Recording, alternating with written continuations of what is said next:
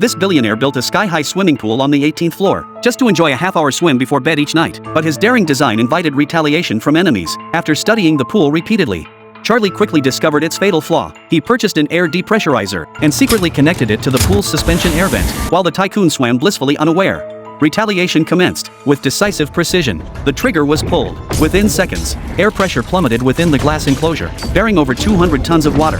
The glass floor shattered instantly. Sensing danger, the tycoon frantically paddled toward shore, but it was already too late. As he struggled forward, the pool blast could no longer bear the water's weight. The tycoon plummeted 18 stories to his instant death, and it was all his own doing. For this tycoon was actually a terrorist. Days earlier, he orchestrated a terror attack in London. Charlie's wife was on a business trip there, unfortunately taken hostage by them. She was ultimately brutally murdered by 4 terrorists. Upon learning of his wife's death, Charlie was instantly overcome with grief. He vowed to tear those 4 men limb from limb, but he was merely a cryptographer at the intelligence agency. Avenging his wife would be no easy feat. After a period of inner turmoil, he resolved to use his intellect to exact revenge. Soon, leveraging his position at the agency, he retrieved all surveillance footage documenting his wife's abduction and murder. Employing his specialized skills, successfully identified the 4 criminals. Without hesitation, he rushed to Paris, deciding to target the female accomplice first. Through persistent investigation, he discovered she visited a hospital every weekend. To carry out his revenge, he began secretly tailing her. Sure enough,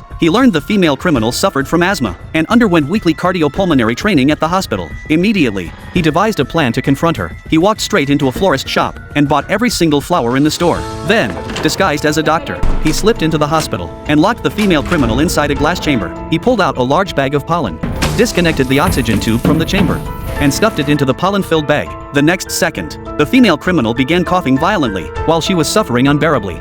Charlie urgently demanded information about their boss. At first, the criminal remained defiant. With no other option, Charlie increased the dose, facing imminent death in agony.